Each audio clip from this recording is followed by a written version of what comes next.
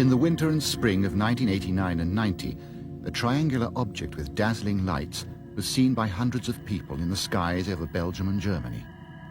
Hovering low above villages and towns, it was reported by civilians, teams of police and military personnel throughout the country. Then on March the 30th, 1990, two NATO radar stations at Zemazaki and Glons simultaneously recorded an unidentified object passing south of Brussels. The Belgian Air Force scrambled two F-16s for an intercept.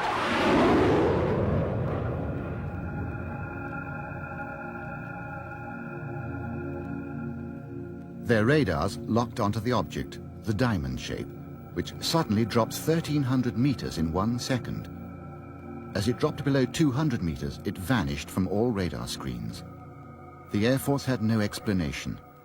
One scientist suggested the pilots were chasing a rare atmospheric phenomenon. But the chase lasted 75 minutes, the object was seen on no less than 5 radar screens, and the testimony of hundreds of eyewitnesses remains.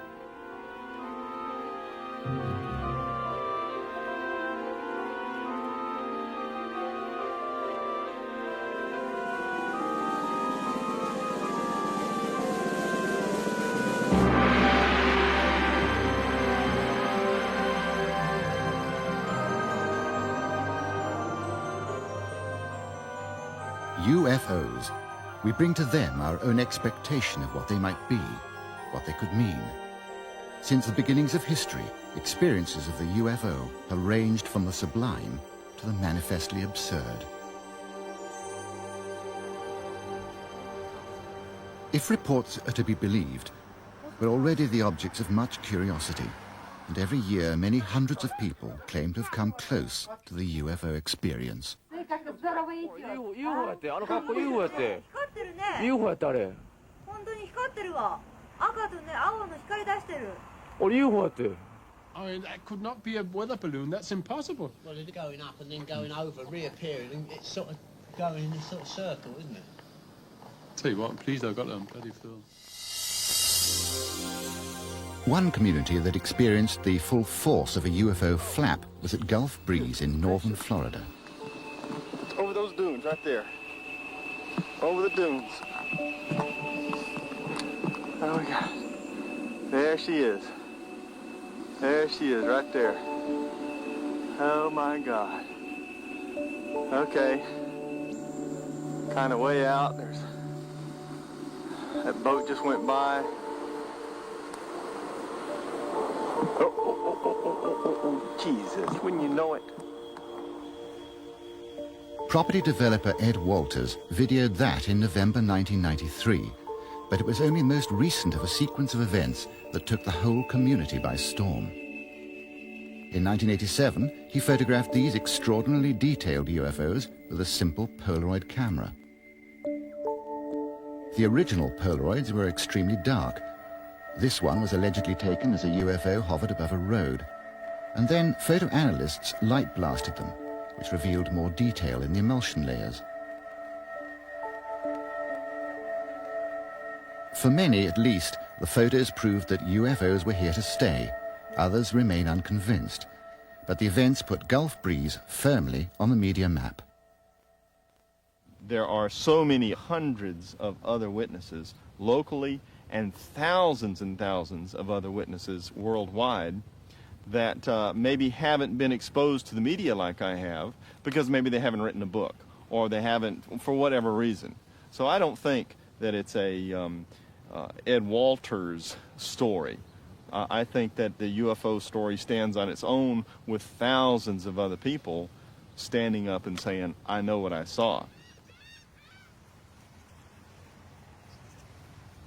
With a naval base at the seaward end, the vast expanse of water and sky was ideal for the UFO enthusiasts beating a path to Gulf Breeze and nearby Pensacola.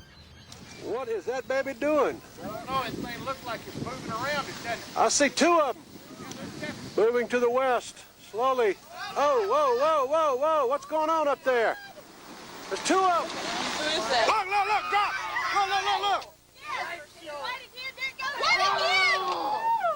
Yo, look, it's right there. just dropped something out, Gary. Bruce and Ann Morrison now have 5 hours of video of the strange lights maneuvering above the bay. Look how it moves, Bruce. It's just... Yeah.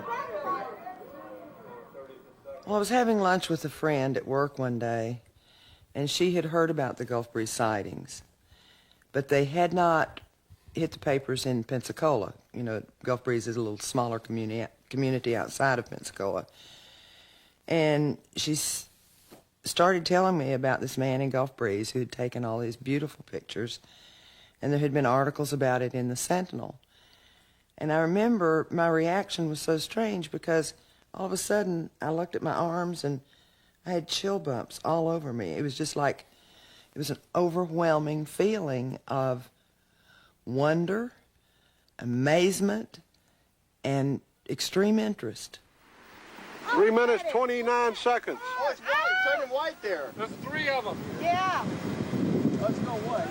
Whoa, go, baby, go, Bubba. Come on over here and show us some more, Bubba. I can tell you right now, I have been out with people that would go bananas when they saw an airplane. In fact, there's a man that comes out occasionally with our group that every airplane that flies over to him is a UFO, and he will get mad and irate if you look at him and say, that's an airplane.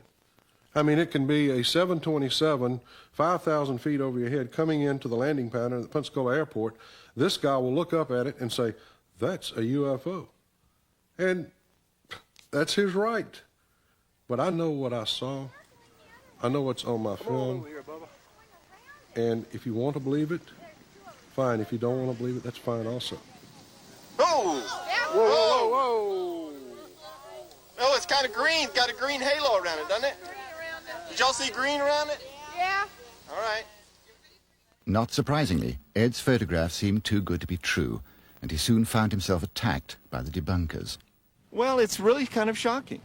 I'm an average fella. I build houses. I'm a working man, and to see something so extraordinary and tell about it, and then to be blasted, it's shocking. You just don't expect that kind of reaction. You expect people to say, oh my gosh, rather than, oh, you're crazy. Over the dunes.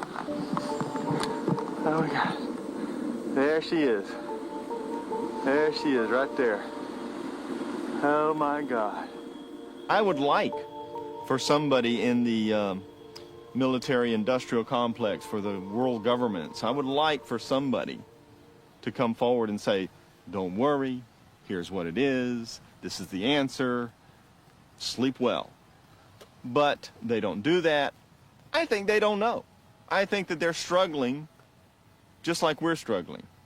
I think that when there is a flap, a UFO flap, then I think that the military and the governments of the world are paying attention behind the scenes. The love-hate relationship between governments and UFOs was realized in the United States Air Force's Project Blue Book, set up to investigate cases like these during the 1950s and 60s.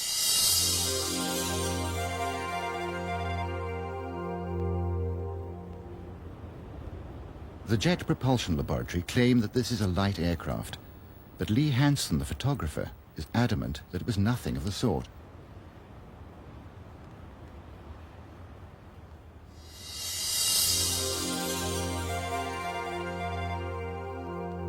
As James Waters drove through Monument Valley, a bright object sped past, followed by another a second later. Slowed down, the object seems to contract and expand. Official explanation, a meteorite. But two? One after the other?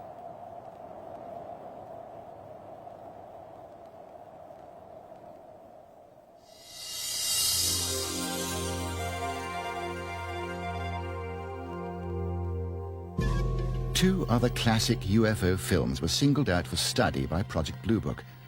This, filmed near Great Falls, Montana, and this in the skies above Utah.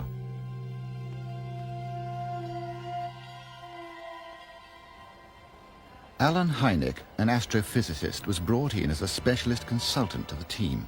Initially skeptical, his attitude changed and these two films were analyzed. The Utah film had already been subjected to some 1,000 or so man-hours of analysis by the Navy's Photographic Interpretation Laboratory.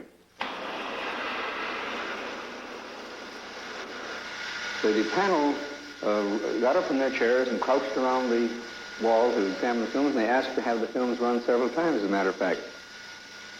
Now, the Navy had, on the basis of their detailed analysis of the Utah films, they had concluded that the objects shown on the films could not be birds, balloons, aircraft, and so forth, but indeed that they were self-luminous, unidentified objects.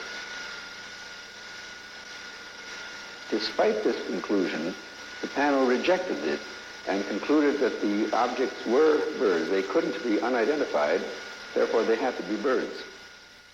I came away from the meeting and from the room with the distinct feeling, however, that the panel had deliberately moved to debunk the whole subject and not to give it the serious scientific attention which it deserved.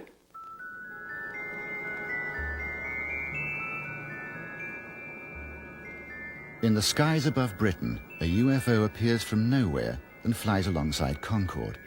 It seemed intelligently controlled, but cameras can lie. The flights were filmed with a specially designed periscope camera system, the Astrovision, which uses a complex arrangement of lenses and prisms. We asked Alan Tanner of the original British Airways film team to take a closer look. Now, this is probably the classic UFO shot that everybody refers to when they talk about UFOs and Concorde. Again, you will find that it looks very similar to other shots that we've got with funny little marks on it that people say, was this a UFO or wasn't it? Look at it closely and you'll find that there's that little spot of light coming there, which could be quite easily mistaken for a UFO. But in fact, it's quite possible that the sun, which was off to the left-hand side, had caught the front element of the Astrovision periscope system and would have caused an internal reflection. And I feel that that is really sums it all up. You will see that as the camera moves, so that little spot moves, and I don't think that's a UFO.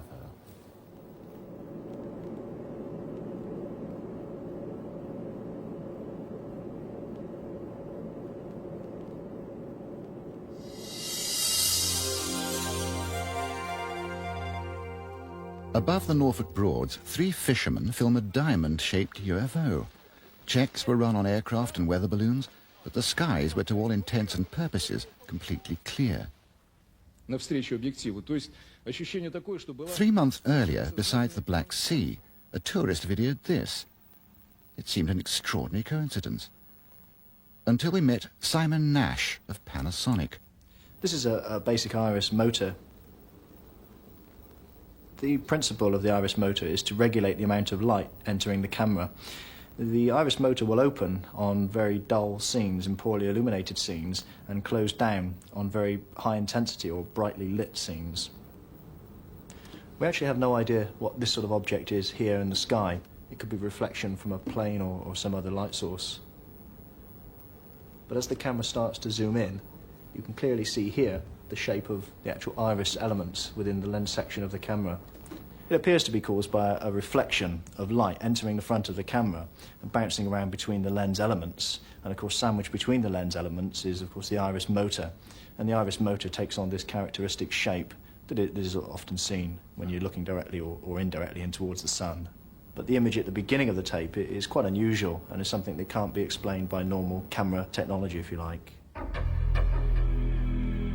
Over the past 30 years, some 8,000 UFO sightings have been reported to a special department at the British Ministry of Defence. About 5%, or 400 of these, remain unidentified. Nick Pope is the man from the ministry. The thing to stress is that 95%, I would say, of the reports that we get can be very easily explained. There is probably a hard core of about 5% which appear to defy explanation, and of course we keep an open mind on them. But having said that, it doesn't mean that because something appears to defy explanation that in fact it couldn't be explained the very next day. Recently we've had an airship operating over the UK, and that's been brightly illuminated from the inside. Now when you see it from close up, it's very obviously an airship.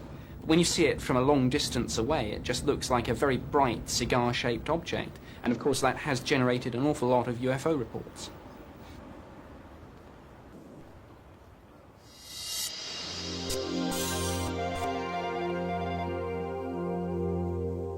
Many reports continue to defy rational explanation. In a valley near Ottawa, the object on the right was apparently witnessed by more than a dozen people. The Royal Canadian Mounted Police said it was in fact a Sikorsky helicopter. But the Canadian Defence Department said there were no helicopters in the area.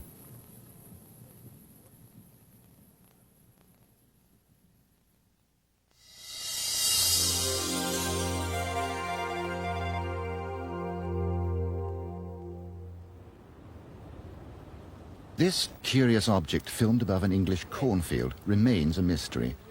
The tractor driver in the distance said that he saw a small silver disc fly silently over him at speed. Whatever that is, that's moving on its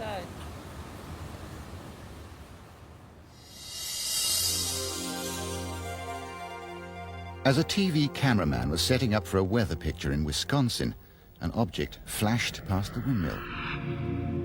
It's traveling at over 1,000 miles an hour. He checked with a local airbase and with a NORAD defense network, but they had nothing to report.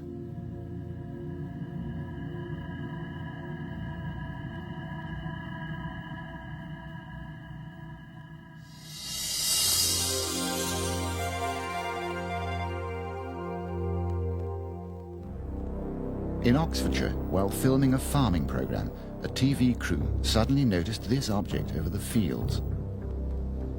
Well, first of all, we saw what appeared to be a very large vapor trail, much thicker than the normal vapor trails. And when this vapor trail finished, it stopped at a straight line, you know, as opposed to fading out. The object, which was obviously circular and an orange-yellow colour, seemed to stop very slowly and then very quickly out of frame, and it went so quickly, just couldn't follow it. It seemed to be an amazing speed, it really was. Well, first of all, it was the vapor trail, which seemed to suddenly appear. The line in the sky before the vapor trail actually appeared was also visible, so it looked as though it must have passed overhead without us noticing it at all. But then the vapor trail itself was, may I say, sort of curly, as though the object that was leaving it was in fact spinning. Then, looking at the object itself, you could see with the naked eye that it was in fact spinning, and orange and round.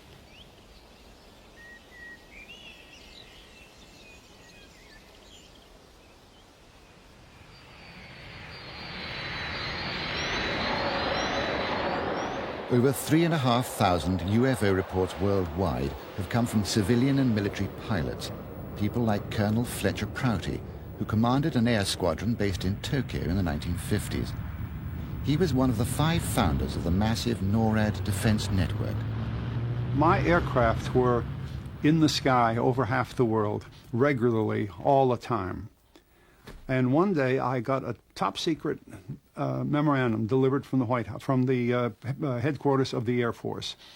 And it ordered me to tell my crews that if ever they saw an object that was unidentified, they were to report it to me. I was to set them down and take their depositions, sworn statements, and then mail them to a certain office in the Pentagon. And one day, one of my crews on a flight from Honolulu to Tokyo saw something that they had to report. And they walked in my office that morning, and the captain of the crew was an old acquaintance of mine. He said, "Colonel, I'm really a little embarrassed today," he said, "because we're going to get involved in a lot of paperwork." He said, "We saw an unidentified object flying beside our aircraft for over an hour last night between Midway and Tokyo. We had 60 passengers aboard. There's no way we can say that it wasn't seen and wasn't there." So I had 12 men in the crew. I had to set aside 12 rooms with 12 interrogators. We had them write their stories down, what they saw. I packaged that all up and sent it to the headquarters Air Force. Never heard another word from it. In America, secrecy remains the order of the day, partly a legacy of the Cold War and new weapons development. But in Russia, things seem to be changing. We were given unique access to leading military figures in the former Soviet Union who not only came forward with their own testimony, but discussed research projects linked to UFO incidents. Now, hundreds are reported every month to UFO groups and the military authorities.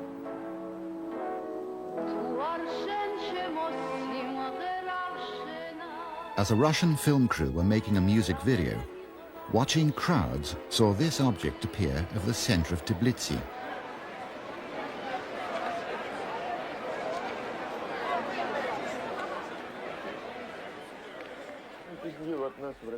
In Moscow, a KGB officer and his family film a group of unidentified lights. Until very recently, people never dared report UFOs, let alone release pictures like these.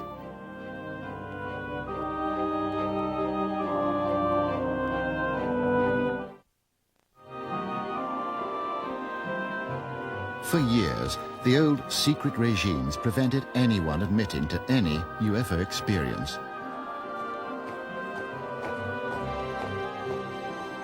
Now, for the first time, General Major Boris Surikov was able to tell us about an unidentified flying object encountered during the Second World War. As it approached, it electrically charged their bomber, threatening a massive fuel explosion. To save the plane, they jettisoned the bomb load, but reported their mission a complete success for fear of reprisals.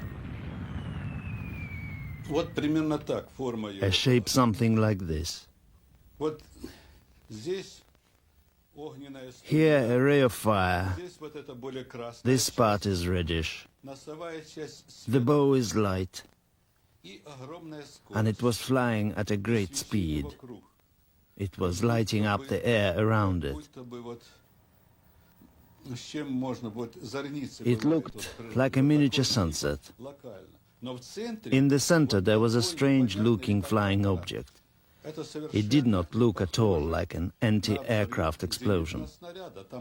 The diameter of a flare from an anti-aircraft missile explosion is about 10 meters.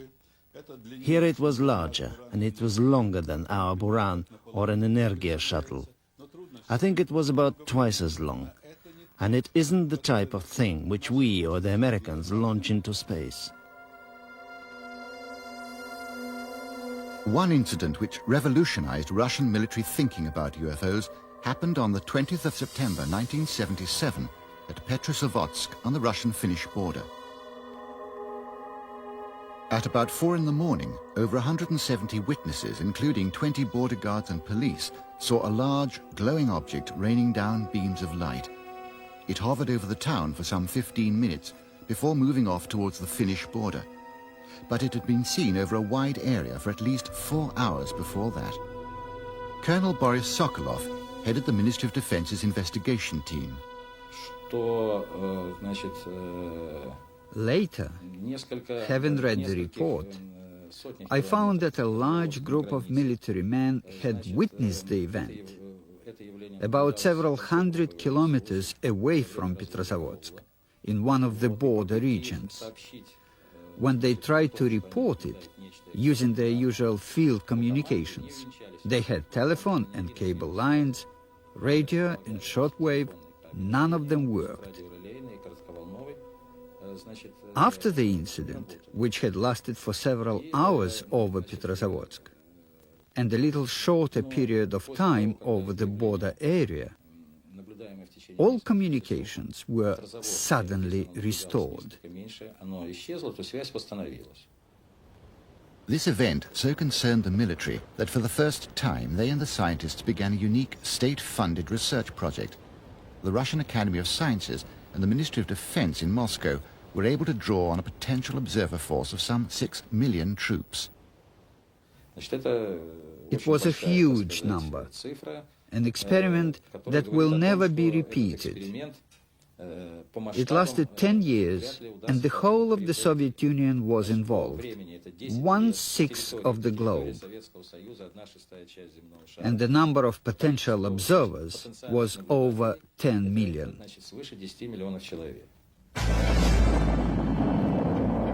Up until now, this incident has always been dismissed as disinformation, a cover story for secret rocket launching. Now, for the first time, Colonel Sokolov has testified to the actual events that led to one of the world's most extensive UFO research projects. If UFOs are tangible objects, they seem to demonstrate an extraordinary technology. In Moscow, there's a state-funded organization that is actively investigating new propulsion systems based on UFO reports.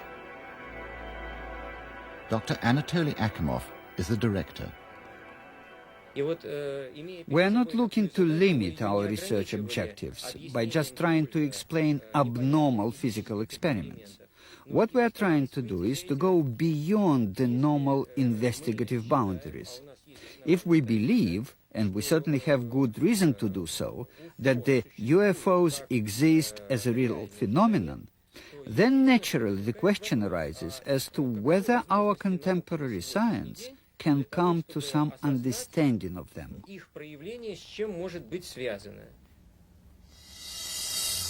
In stark contrast to the openness of the Russians, the British Ministry of Defence are still denying an incident that happened in 1980 here at the Woodbridge Joint British-American Air Force Base.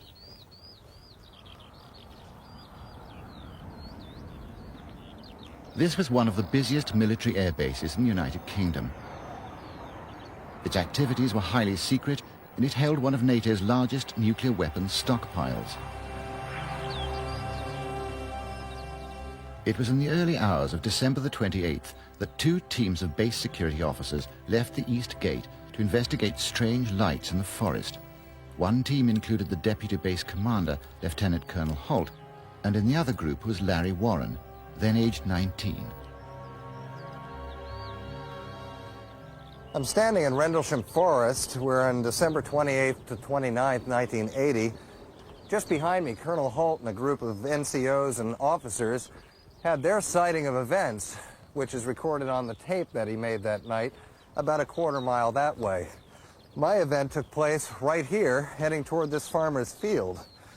I had no idea what was about to happen.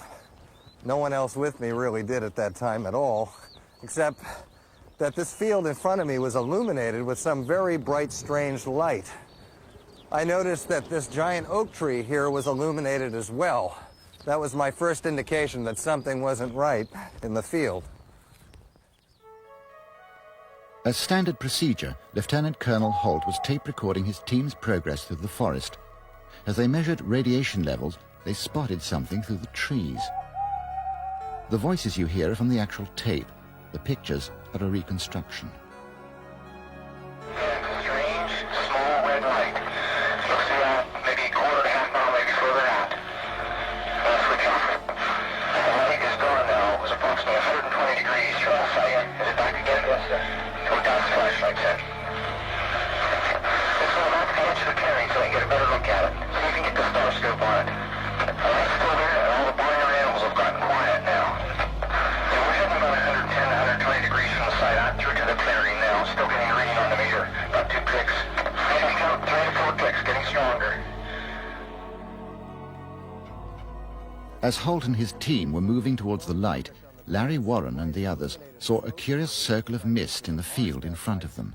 Out in front of me, as we approached, I could see, as I was watching this mist on the ground, there was other Air Force personnel, security, police, all throughout this field. Over in the distance was 2 cameras, and one was a video camera, one was a motion picture camera. And at the time, the video cameras were very bulky technology, but I recognized it for what it was.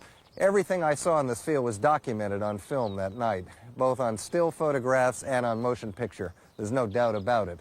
What I saw, I'll walk to the center of the area where this mist was.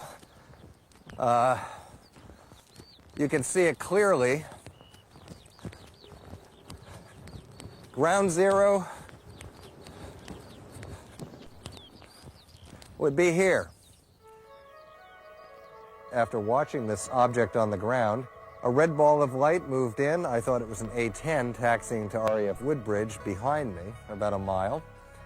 Came in over that far stand of trees, stopped over the circular fog-like object on the ground, dispersed in an explosion of color that was soundless, heatless, and what happened was a transformation somehow of this mist to a structured object.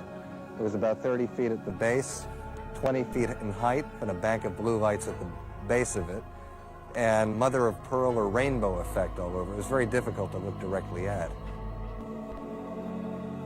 The worst thing to happen to me was that when the event transpired, when there was that transformation somehow, some senior people ran off into these woods, into these fields, and left us here. And why I didn't run could have been shock or whatever, but a number of us ran, a number of us just stayed glued. I think it's something on the ground. I think it's something died on a tree right over. The first nightbird we've seen. We're about 150 or 200 yards from the site. Everything else is just deathly calm. There's no doubt about it. There's some type of strange flashing red light ahead. It's yellow. I saw a yellow tinge in it too. Weird.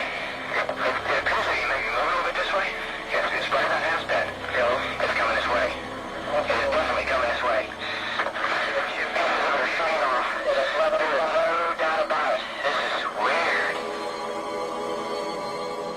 But the military were not the only ones witnessing the events. From his house near the runway, local resident Jerry Harris watched the strange lights around the forest. I stood there for ages. It seemed like ages watching it. And they were dipping down behind the trees. They were going down behind the trees and coming back up again and sort of zigzagging about. And I thought, well, if they were airplanes, they would crash into the forest because the runway's over there and they're over there.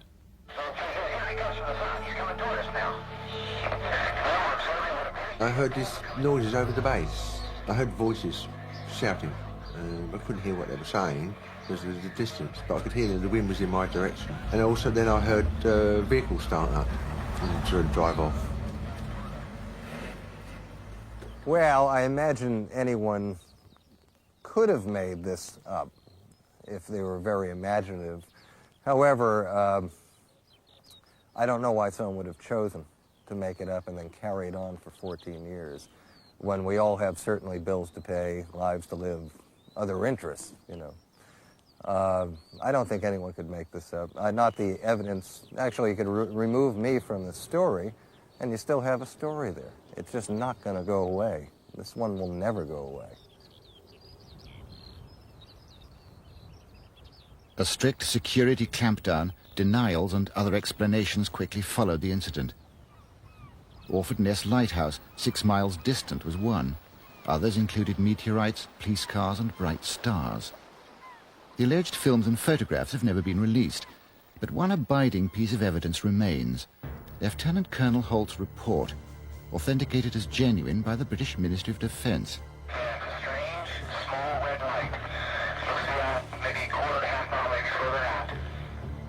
It was released 3 years later through pressure from Warren and others, using the American Freedom of Information Act.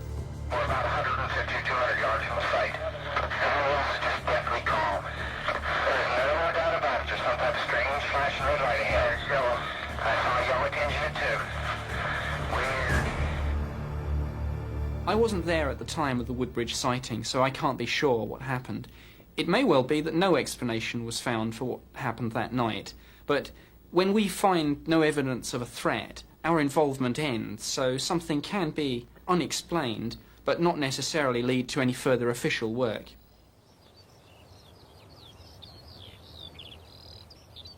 Despite government pronouncements, one man whose views cannot be ignored is Lord Peter Hill Norton, Admiral of the Fleet and Britain's former Chief of Defence Staff in the early 1970s. It seems to me that something physical took place. I have no doubt that something landed at this U.S. Air Force base, and I have no doubt that it got the people concerned, the U.S. Air Force people and the commanding general at the base, into a very considerable state. My view is that the Ministry of Defense, who were repeatedly questioned about this, not only by me but by other people, have doggedly stuck to their normal line, which is that nothing which was of defense interest took place on that occasion. My position about this has always been quite clear, and I have said this both in public and on the television and on the radio, and I said it face to face to Lord Trefgarne when we met. Either large numbers of people, including the commanding general at Bentwaters, were hallucinating, and for an American Air Force nuclear base, this is extremely dangerous, or what they say happened did happen.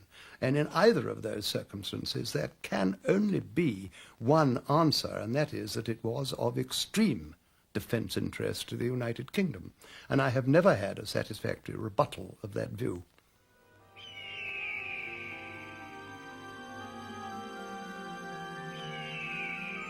Most UFO incidents are reported by ordinary people, and more often than not, the event itself can be deeply traumatic. But more traumatic is the secrecy machine that moves into action to deny, to ridicule, or even to threaten those who've unwittingly experienced something quite out of the ordinary, as a small community discovered when a UFO allegedly crashed near Roswell in New Mexico. He said, "You did not see anything. There was no crash here. You don't go into town and making any rumors that you saw anything, that there was any crashes." And he said, "You could get in a lot of trouble." Well, I was a little agitated, a little mad about the situation when he called me an SOB to start with. And I said, "Hey, look, mister," I said, "I'm a civilian and you can't do a damn thing to me." And he said, "Oh, yes, we can, mister." He said, "Somebody would be picking your bones out of the sand."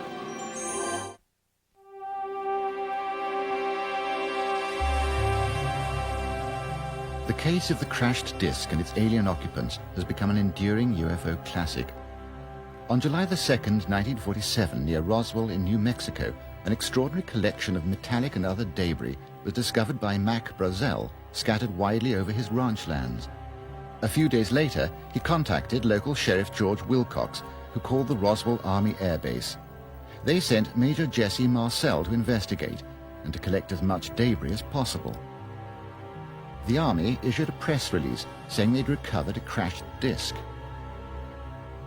But later that day, Major General Ramey denied the report, saying the debris was simply a grounded weather balloon.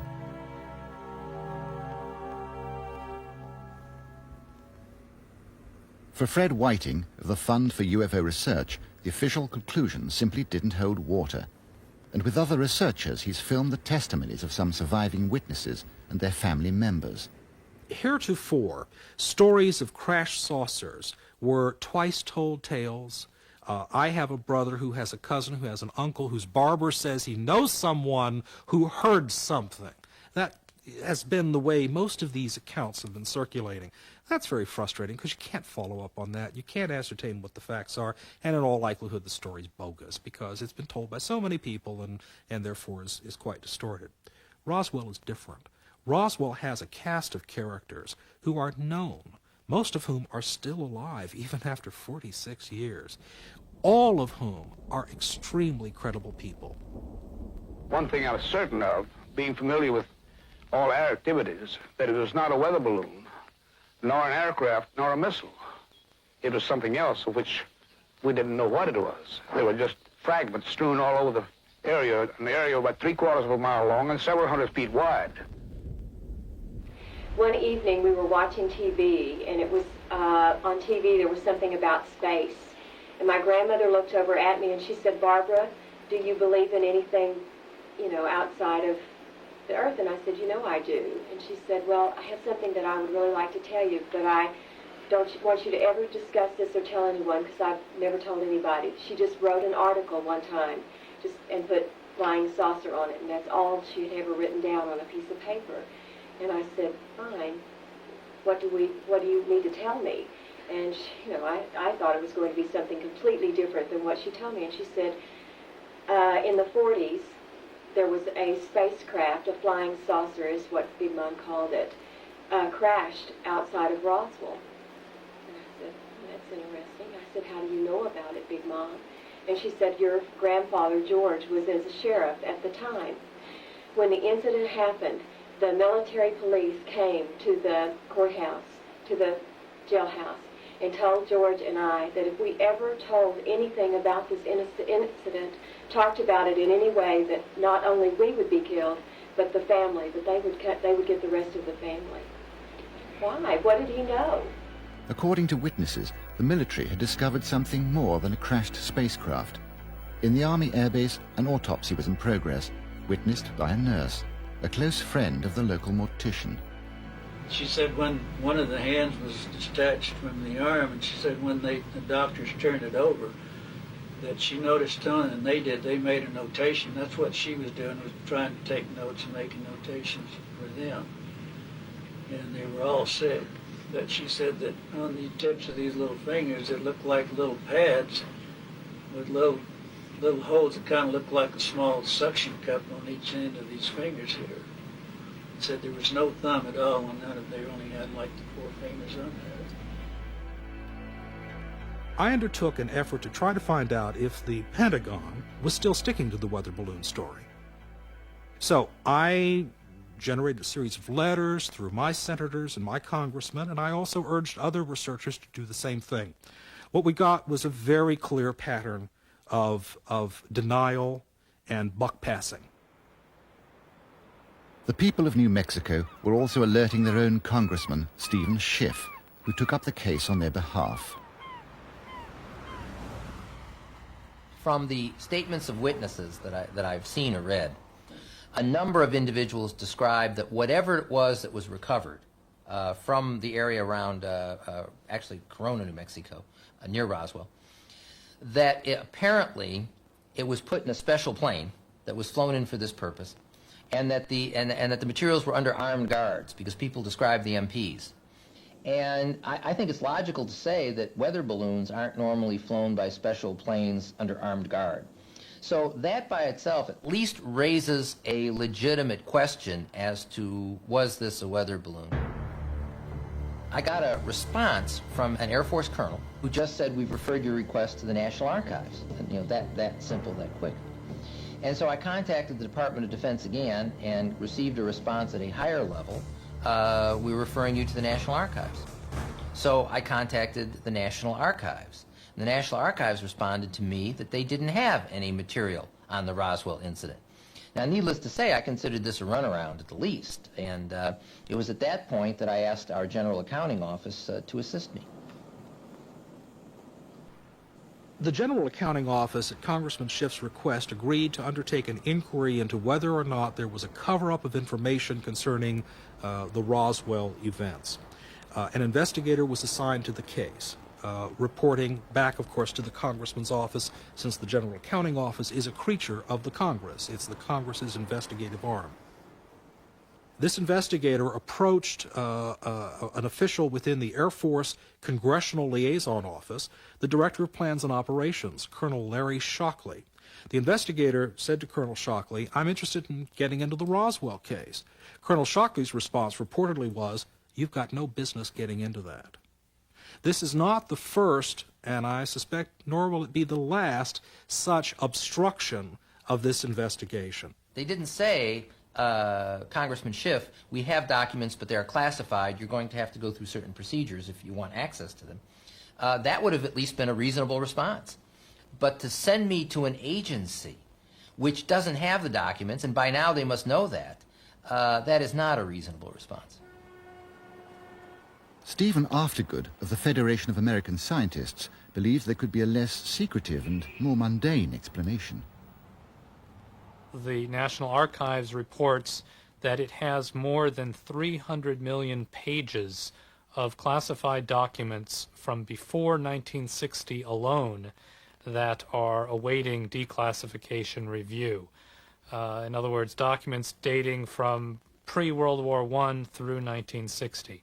If we extrapolate that to a likely estimate for all classified documents through the present, I would say there have to be well in excess of 1 billion pages of classified documents that are waiting for declassification review. The secrecy system has become reflexive.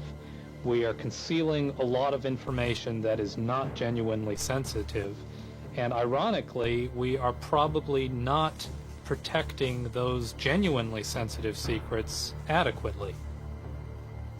The Roswell incident in particular has been an enduring story because there have been so many mixed signals from the government And above all, because there remains a quantity of government documents that have been kept secret more than 45 years after the event.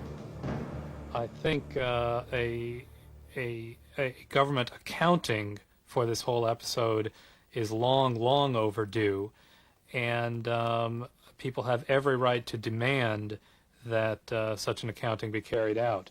Whatever may have been legitimately secret 45 years ago has diminished so greatly in sensitivity that the public interest in its disclosure far outweighs any conceivable sensitivity that might remain.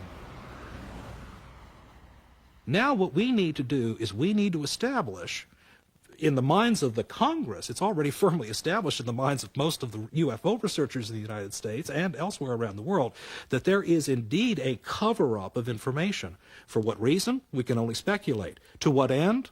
We haven't the faintest idea. But the fact of the matter is that our government is not being responsive to its citizens who want simply to know the facts. I think there's a big leap that is made by some people from an unexplained incident to an explanation that invokes sentient extraterrestrial entities that are somehow active on Earth. I am not personally cognizant of any evidence to support that, but certainly there is a vast quantity of government documentation on the phenomenon of unidentified flying objects of one sort or another. A year has passed since Stephen Schiff and the others started looking for answers, and they're still waiting. The latest information is that all the documentation or methods traffic between the relevant air bases for the years 1945 to 1950 has been completely destroyed, contrary to government regulations. So the real truth behind Roswell may never be known. Whatever Roswell tells us, and whatever the outcome, the fact is that UFOs simply won't go away. And as thousands of reports continue to flood in year by year, people will be looking for answers. Whether they find them depends on how open our governments choose to be.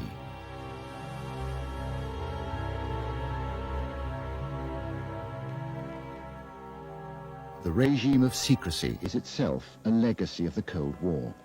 As West meets East, could we not follow the Russian lead in attempting to find an answer to the mystery of the UFO phenomenon?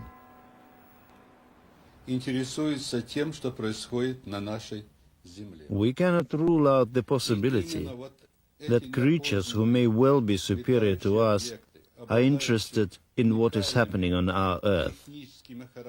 These unidentified flying objects that appear to display unique characteristics, such as their speed, their rapid maneuvering, and so on, must be studied in the interest of mankind. I do not subscribe to the views that some ufologists hold that this is all in the mind. I believe that there is undoubtedly something, or a number of things, they may be quite different things too, in our atmosphere, which is physical, and were it to land, could be seen and touched and photographed. And indeed, there are people who say that all those things have already happened. I hope that someday we find out what it's all about. But everybody loves a mystery, and I think someday we'll know. It seems to get like brighter, doesn't it? And then dimmer. It's changing shapes. It keeps like flashing out. Yeah, I noticed that. It's sort of really bright, isn't it? And then it's gone behind a cloud. Oh no, something's flashing on the video, like the tape's running out or something. Oh wow, it's just shot up in the air. Oh wow. Well, I didn't get it on tape. I don't believe it.